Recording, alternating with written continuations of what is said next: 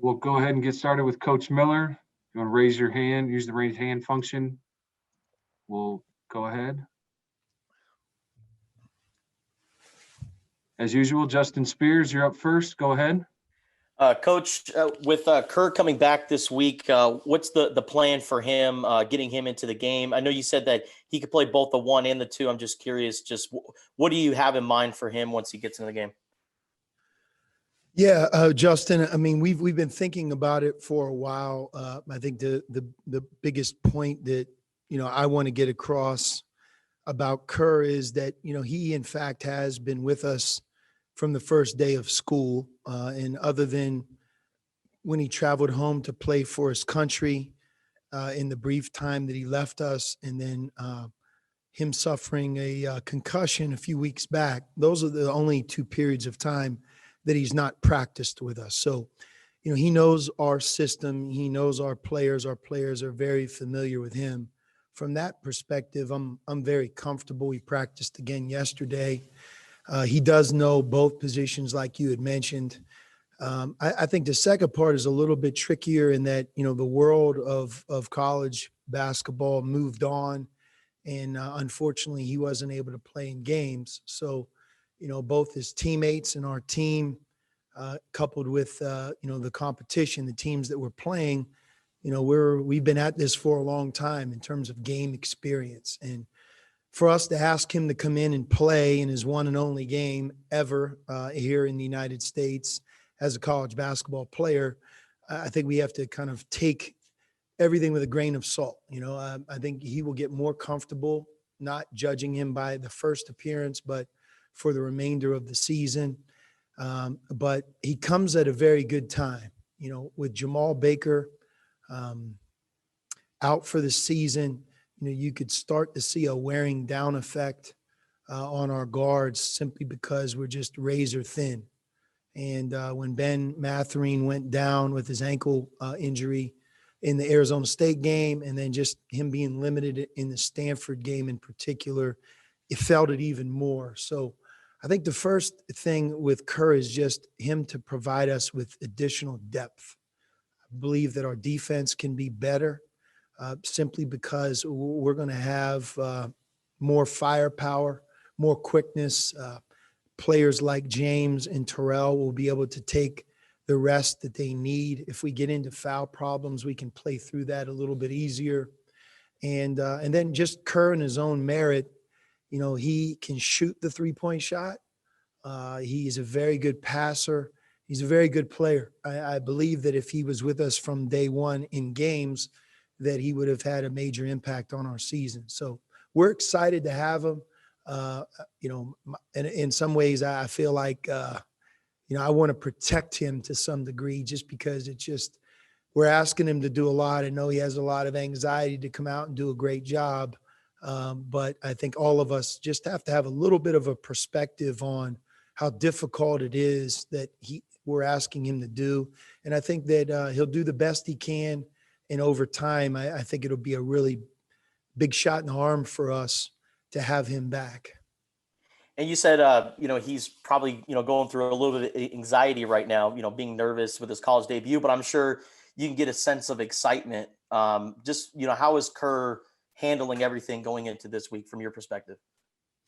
Right. He is excited. It's fun to see our team is excited because, they've lived with him. They've practiced with him. They've watched him, go through several months when he didn't really understand or know what his future would be. So I think they're excited to have him able to play on their team, on our team. And, they're happy. They're happy for him. But it's certainly coupled with nerves as well. If you're a young player like him, you worry about, am I going to upset the team's chemistry? Or the guys on my team truly want me to play? Coach, what happens if I don't play well? When will I get in the game? And, I'm going to and we're going to try to sub him in earlier so that we can just, able to get him in the game and maybe for a short burst there and then let him, contribute from that point on. Thank you. Steve Rivera, you're up next.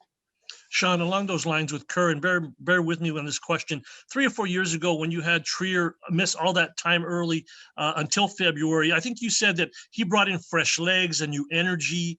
Do you liken this with Kerr as well, where fresh legs, new energy from a guy who hasn't played yet? No, I think that can happen for sure. Alonzo was a little bit more of a seasoned, experienced player at that point in his career. He had been with us for several seasons and had already played in games. So some of what Kerr's never experienced, in that analogy, Alonzo did experience more opportunity. So, but yes, I mean, if you just go on numbers alone, having an additional player almost in place of Jamal comes at a great time. And I think that it's still early enough where we can feel the impact of just having that additional depth, and hoping that, Kerr can really settle in and have a role and maybe make that role grow as the year goes on. And historically, or if this was a regular season, we'd be in February with a number of games behind us, not just a few, for you guys to maybe get comfortable and kind of find a groove. Do you think you've eventually found that groove, or is it still kind of waiting to find that groove? I mean, we played some very good basketball. I don't think we've strung together, 5, 6, 7 games in a row where you're like, wow, they're at their best, which makes sense based on how much change we experienced over the last off season, and, a lot of newcomers and players playing together for the first season. So, some of that is the inconsistencies, but what you always hope that you guard against is, that the deterioration that a season can really put on a team, where, through injuries, which we've had several, foul trouble, illness, and just, just kind of the game pressure of 2 a week and sometimes 3 a week. In our case, you show up at the jump ball for a particular game, and it's just a bad feeling when you just don't have it. You don't have the enough depth, enough freshness to maybe prevail at that point in the season or for that game. And, inside right now, we're healthy as we get ready for practice today. And, having Jordan Brown, having Christian Koloko, having Azuolas, having Ira Lee, having Dalen able to slide over, sometimes you can feel the positive benefits of depth there. In the backcourt, we lost that when Jamal went down. So we're doing the best we can. And, my hope is that, Kerr is part of the solution. Thanks. Patrick Carr, Daily Wildcat. Hey, Coach, how you doing? So turnover recently have definitely been a frustration. Do you think the return of Kerr can kind of help solve the turnovers with his shooting and his playmaking and fix some spacing issues with certain teams and, kind of lower the turnovers per game? I'm sorry, I missed the front end of your question. I says, recently turnovers have definitely been a frustration. So I was asking, do you think the return of Kerr, or I guess the debut of Kerr with his addition of shooting and playmaking, can kind of lower that turnovers per game, and because he'll fix, a lot of spacing issues too with certain lineups? I hope so. But, I think the turnover situation, that falls on everybody. As sometimes front court players can be a big reason why your team has a lot of turnovers. Against Cal, we played really 36 minutes of almost error-free basketball. We had a few turnovers, but I think the count was in and around 7 or 8 turnovers in 36 minutes. I mean, we were about ready to complete a Pac-12 game with possibly a single-digit turnover night, which is really good. I don't care what team you are or who you're playing against. If you could play a 40-minute game in January and February with single-digit turnovers, that's something all coaches I believe would take. We didn't finish the game against Cal very well. We had 4 or 5 turnovers in a row, if you remember. So, at the end of the game, we finished with 12 instead of maybe 8 or 9. And that's the thing about turnovers. You have to be able to do it the entirety. Do it in the first half, do it in the second half. There's a lot of teams, and we're one of them, that, you're at halftime sitting at 11 turnovers, right? And you're down 6 points at the half. Well, you're down 6 points at the half in 20 minutes, in large part because 11 different times you didn't get a shot, and I'm sure a few of those turnovers led to easy baskets for your opponent. And then after halftime, that same team goes out and fixes it and plays with 5, right? Well, the problem is game ends and you have 16 turnovers, 5 turnovers in the second half, you score more points. Maybe, instead of losing by 6 in the second half, you win by 4 in the second half, but you still don't win the game simply because in that first 20-minute period of time, you didn't take care of the ball. And, when you're on the road, I think that's even more true, where you just have to be able to take care of the ball. Our biggest wins on the road, I think, have always had like an advantage where we did a great job of taking care of the ball. And I would say probably did a really good job rebounding. When you rebound and you take care of the basketball, especially on the road, I believe you at least give yourselves a chance to win. And then obviously you have to do some other things as well. But to your point and to your question, going to Utah, and that's who we play first, but staying there and playing Colorado, we have to really be able to kind of rekindle where we were a few weeks back. And I think we had about 7-game stretch where we were averaging 10 or 11 turnovers per game, which is excellent. And that's where we want to be on this trip. Rich Herrera, you're up next. Thank you very much. Coach, how you doing today? Great. Good. A couple questions about Kerr. So much has been written and said about this young man. I wanted to take a pause real quick and just ask you, what's a reasonable expectation for us and for the fans of what Kerr is going to bring to the table when he finally comes in? Well, number one, I think you have to be patient with him because of everything I've already said. It's not to his advantage as a player, especially as a freshman, to come in here in early February. I think that's understood. But, Kerr is a skilled basketball player. He could play both guard positions. He has an energy about the way he plays, both on offense and on defense. He's got very good quickness. He has the ability to shoot the 3-point shot. And also, I think you'll see very clever with the ball in his hands. He has the ability to see the court and make his teammates better. And he's going to be a big part of our future. We're elated to have him. I mean, in hindsight, we wish we would have had him the whole year, but these are the circumstances. And I think all of us are grateful that he's able to join us this week. Personality-wise, what's he like, since this is going to be the first time we're going to get a chance to see him on the floor? He's very charismatic in a good way. I think you'll see he wears his emotions on his sleeves. He's eager to smile and celebrate. I think he enjoys the game. He loves to play the game. He's been that way in practice. Really, almost every practice that we've had, he's competed in practice as if he was able to play. And again, that's why I am confident in him, because, I've watched him quite a bit. We've watched him as a coaching staff quite a bit since the fall. And, we know what he's capable of and what he can do. Can you help me with something with the Julius? Watching the way teams are defending him and attacking them, what adjustments have people made against Azuolas now that he's become more of a household name and people have seen him and started game planning for him?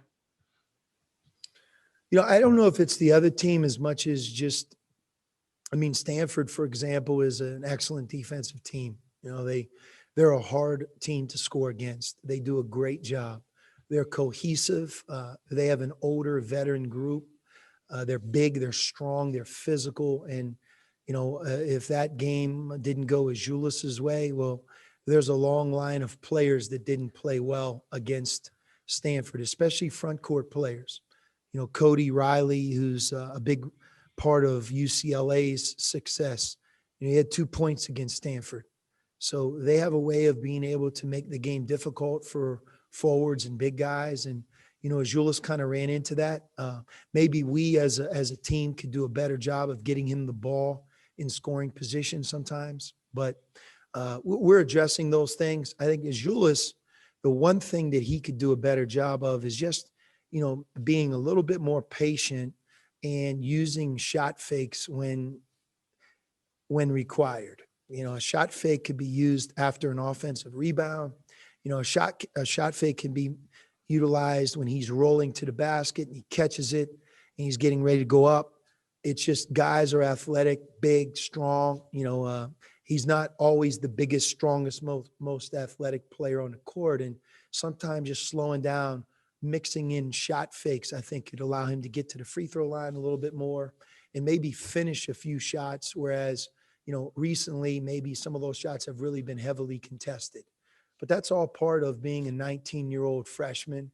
And I think that's also a big part of, why coming to the United States and playing college basketball is so good for Azuolas, because he's able to learn lessons against different styles, different types of talent, and it's only going to bring out the best in him. It already has. If you look at the 2 ASU games that we played, the first game at ASU, he ran into a little bit of that quickness and, it was really a fast-paced game, and maybe he didn't have his best overall night, even though he made the game-winning shot.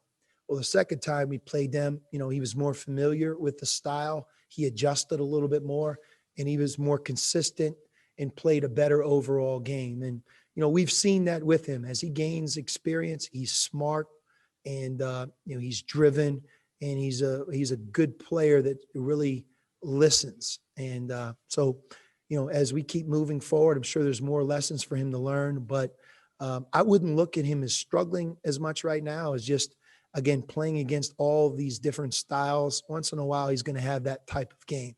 Against Cal, I thought he played a very good game. If you indulge me with one more, I wanted to get your assessment of how your team has responded defensively over the last few games, especially that Cal game. I know it's something in the post-game show you mentioned on radio, wanting to see the defense and how they've played lately.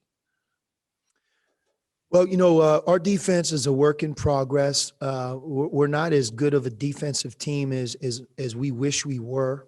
Some of it is in our control, where we have to coach and teach and execute. Our players have to deliver. We have to put, some of the lessons that we learn almost every day into the next game and improve, because we have so many new faces. And recently, I think we've really done that. Cal, I thought we played with a lot of effort and really showed up as a defensive team in that game. Some of the things maybe right now aren't favoring us as a defensive team. And, and one of the things that I hope quietly Kerr can help us with, and I don't think he's going to be the overall solution, but I do think he can help us maybe incrementally, is just being better at defending the dribble, better at guarding the ball. When players wear down, that's the first thing that goes. When you get beat off the dribble, it leads to fouls, and that's a real problem with our defense. We foul way too much, and we're trying to correct that. So, but right now, if you really have followed our defense closely, I think we're moving in a better direction. However, this week will really be a big test, playing against 2 very good teams away from home. They both execute their offense, and I think we'll have a better sense of where our defense is a week from today. Great. Thank you so much. Bruce Pascoe, you're up next. Sean, one more Kerr question, and it is, as far as the point guard, I know it's somewhat fluid, of course, but do you expect to ease him in with either James or Terrell so he can play off the ball, or kind of what's the plan for what he actually be doing when he gets out there? Yeah, I mean, he could sub in and play the point guard and visibly be playing the point guard position. He could also be in the game where James or Terrell is the point guard. He could really do both. So I think that you'll see a very equal split and a blend, because that's going to give him the most opportunity to contribute. Okay, you expect, 10, 12, 15 minutes for the first game, or is it just? I mean, I wish I knew. I would say that certainly, at least that, and maybe not a whole lot more than that. Just at the beginning, again, I don't think you can judge him on the first road trip or first couple of games. We all are going to have to settle in and really figure out what's best for our team, and and what's best for Kerr to be successful. And how about is Daniel? You had said you might bring him. Is he better enough where you can bring him on this trip? And is Ben back at 100% at this point too? We're just being careful with Daniel. Just because when anybody on our team gets sick, including a coach or a manager, our policy is to separate them from the group. I think that's following really the world's COVID protocols. It's the safe move for that individual, but also the group of people that he's around. So if he's feeling better, he will accompany us. If he isn't, then it just makes no sense, because academically with the semester, in week 5, missing class when you're not going to play in the game, I think we all look at that a little bit differently than if, that young player would be a contributor. So we're just not there yet with him. I think he is feeling better.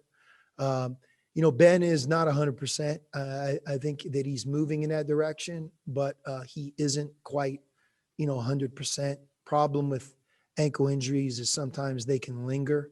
So, some of it is getting his ankle stronger. Some of it is, letting him push through what he can. And, some of it is maybe just whether we like it or not, or whether we want to do it or not, just sitting him out certain things so that that he can heal properly. But he's able to play, but he's not 100%. Okay, thanks. Alec White, you're up. Coach, when you got James Akinjo to transfer from Georgetown to Arizona, did you expect him to make the impact that he's been able to make this season in terms of just the points scored and being able to be the point guard and direct the offense the way you envision it? Yes. I mean, I certainly did. I think we all did, watching James in high school and watching him go to Georgetown. He became the Big East Freshman of the Year.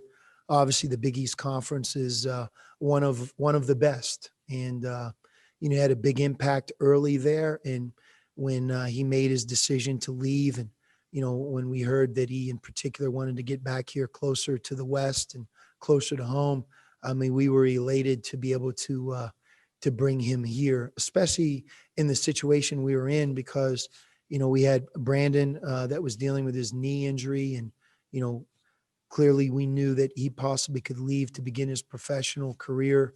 And then, the same with Nico, knowing that he could only be here for a year. The timing was good for both James and us as well. James has done a very good job. We ask him to do a lot. He wants to do a lot.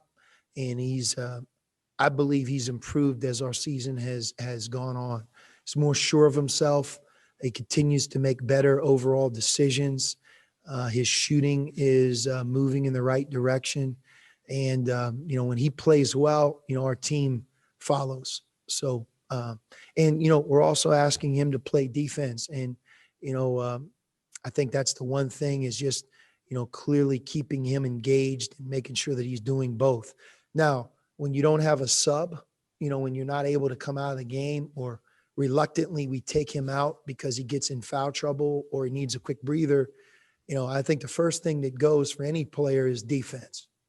So again, back to, our addition of Kerr this late in the year, being able to get both Terrell, Brown, and James some additional rest, I think will make them more consistent on defense as well. And that could be a big part of our team's development, because, if we could get some really good play over this next month on defense, I think a lot of good things can happen. Jay Gonzalez, you're up. Sean, throughout the season, and I will say this has been more noticeable after the losses, it seems like you have a more patient and, for lack of a better word, more forgiving approach with this team than maybe most, if not all, of your teams in the past. Would you agree with that? Um, I don't know. You may be right. I mean, some of it is just, I think all of us, as you grow older and do it for a longer period of time, I think you recognize sometimes almost wasted energy, or, just maybe we all become a little bit more patient. But, I think for a coach, it's, you have to tolerate certain things, and there are certain things that, are intolerable.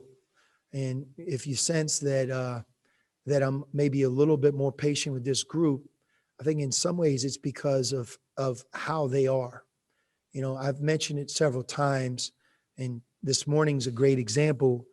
You're up at 7 a.m. for COVID testing, and it's the 5th or 6th month of doing it. Guys attend what they need to attend remotely in class, and then each of them show up ready to practice, and they do a good job in practice. You start to develop a trust, and you really start to develop a certain feeling towards the team, because they're giving you their best. They really are. And because we have so many new faces, there are certain mistakes and things that we just can't correct right now. It just, you kind of have to allow a younger player to grow. And so there's some of that, a turnover, a missed assignment. It's not because of lack of effort. It's not because of lack of concentration. It's just overall lack of experience. They just haven't been out there enough. So with that, maybe that's the reason. I do think we have a very coachable group. Our younger players are hungry to get better. And, the guys that are our veteran players, they've been very consistent with their approach. So I think that's part of it. In years gone by, we've had more experienced teams. We've had more talented teams, but you never want a team to beat themselves, and really, with few exceptions this year, our team has been very consistent. Would a factor at all be that you don't have or appear to have guys who are going to be, going into the NBA draft next year, where you had 3 of them last year, and they've always had guys like that on the roster, that maybe these are guys who might be here for, a longer term, more development, that kind of thing?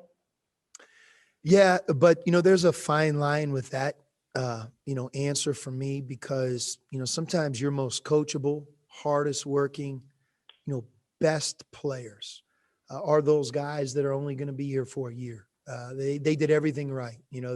They worked hard. They cared a lot about winning.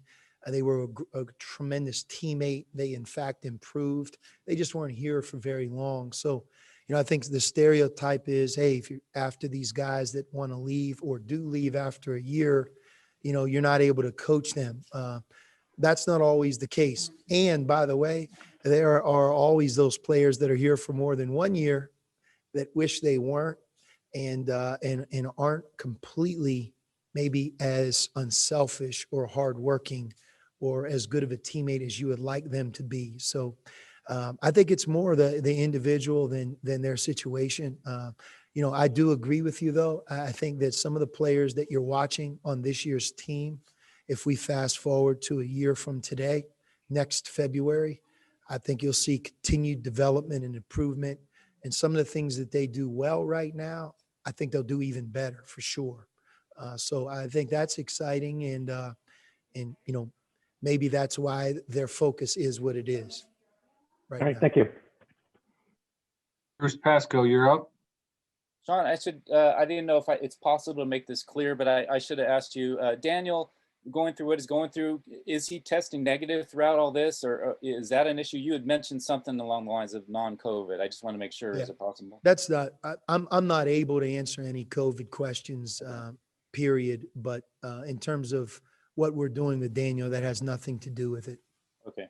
And what I was wondering too is just, you've got some tough road games coming up, of course, but so far you've been pretty successful on the road. And I'm wondering, with the team you have and the extra protocols you're having to go through, in a way, is any of that benefiting you guys, or a rhythm?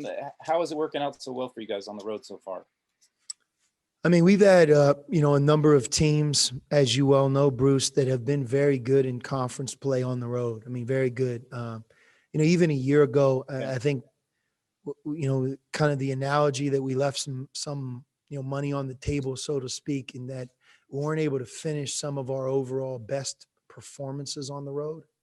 And although we played well, played hard, we're right there to win the game on the road. We just couldn't quite punch through. More so last year than in maybe any other year, maybe that I have been here at Arizona. But, if you look back on it, I mean, we were right there to win games, and, winning at Cal, at Stanford, at Washington State. This year, I think the same. We've played consistently, and I hope it continues. We have some tough road games on the horizon for sure.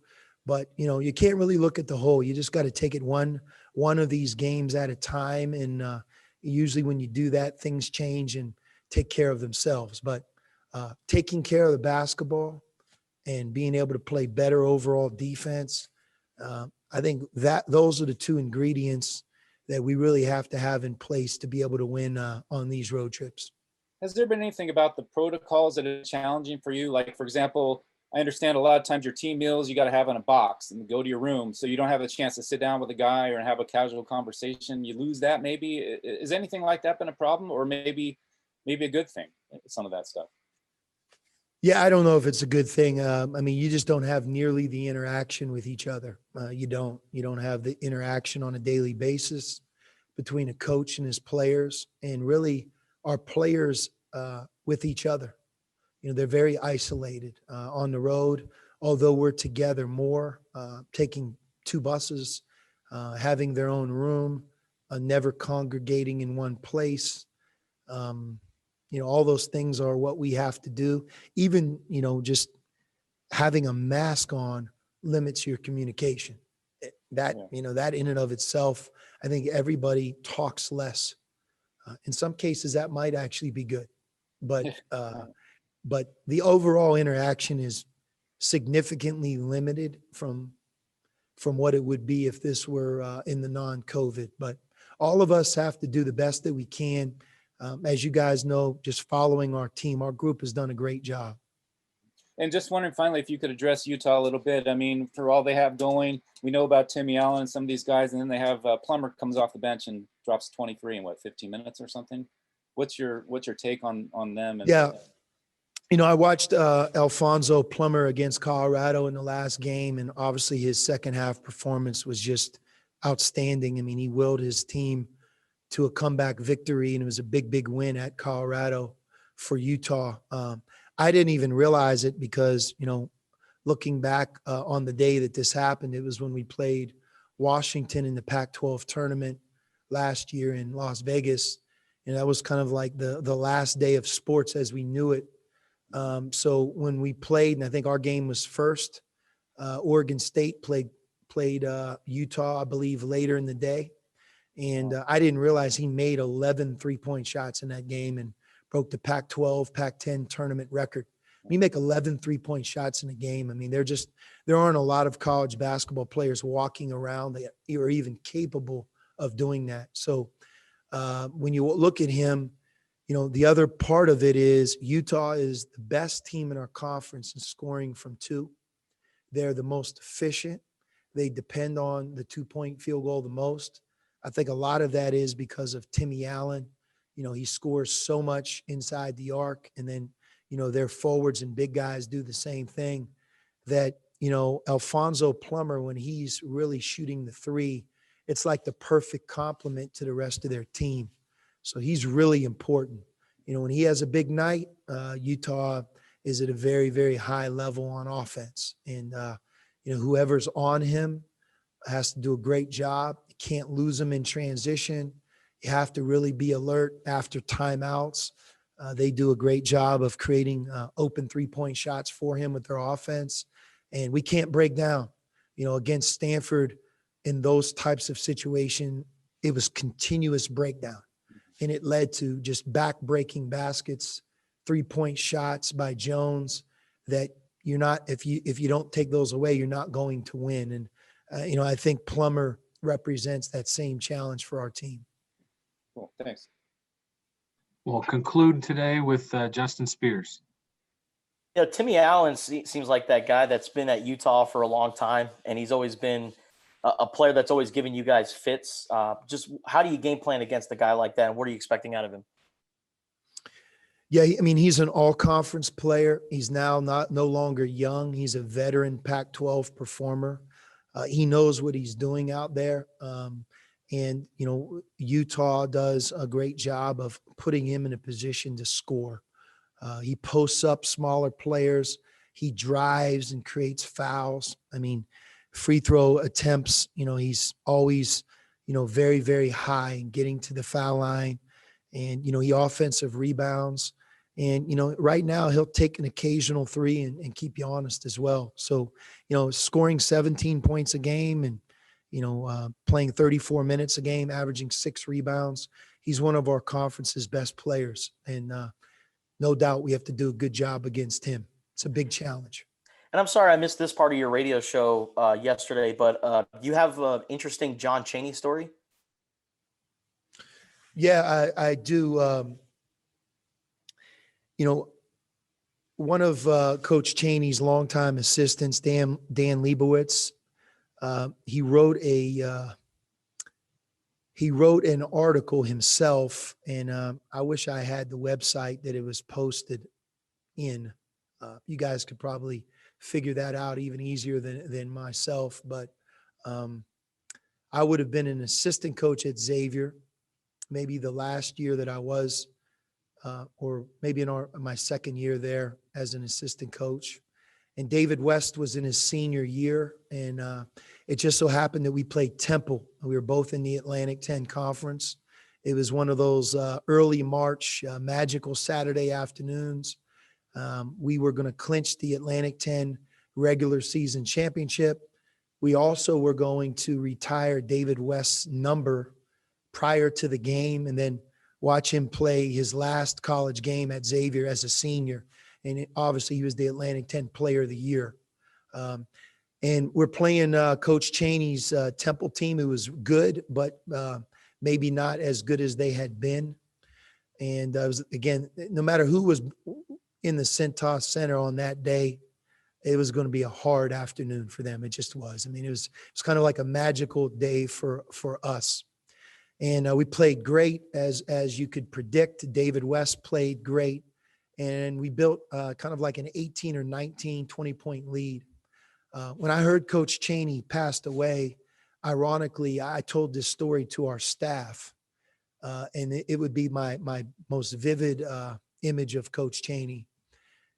And then this article appeared 5-6 days later, and it was just uncanny that it happened. But I thought it was at halftime or maybe the beginning of the second half. Maybe it was more towards the middle of the second half, and we clearly had the game in hand.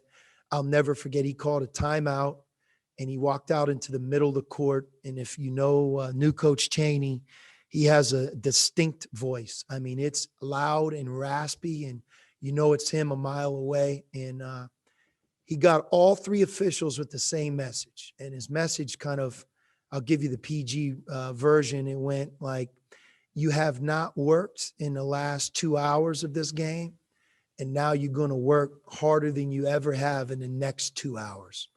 He went to the second official and the third official, and he repeated the exact same thing to each of the 3. Walked in his huddle, subbed out his starting group, and they proceeded, and I've never seen this before, they fouled on every possession for the next hour and a half, 2 hours. They took a 12-minute game in a game that we were up maybe 18 or 20. And I think the final score was about a 30-point margin. We scored maybe 90-plus points, 96 points.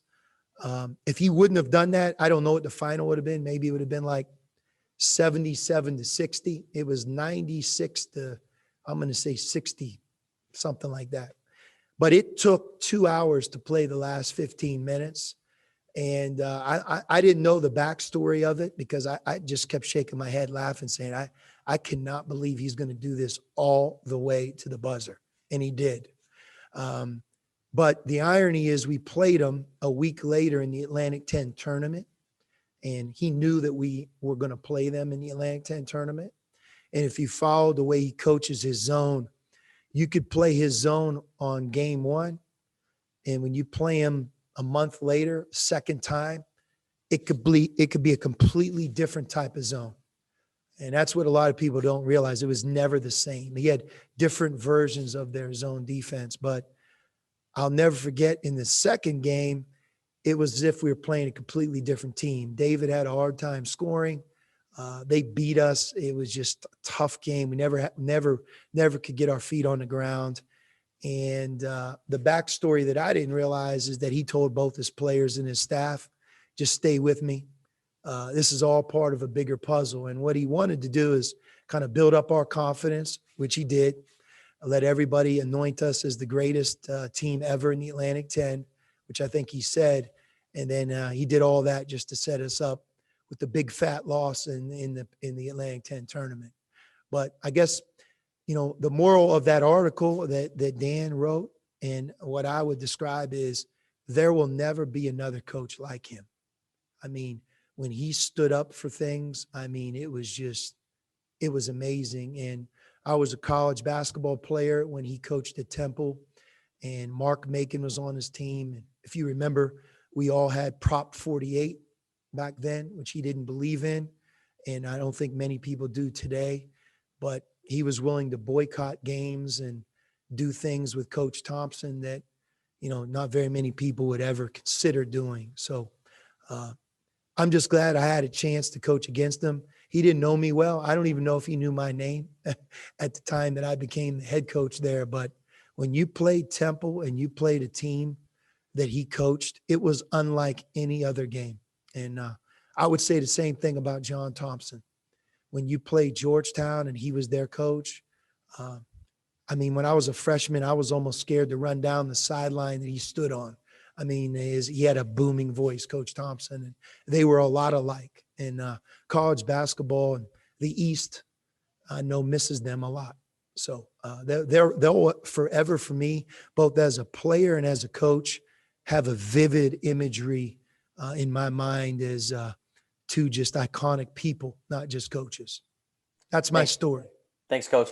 You got it.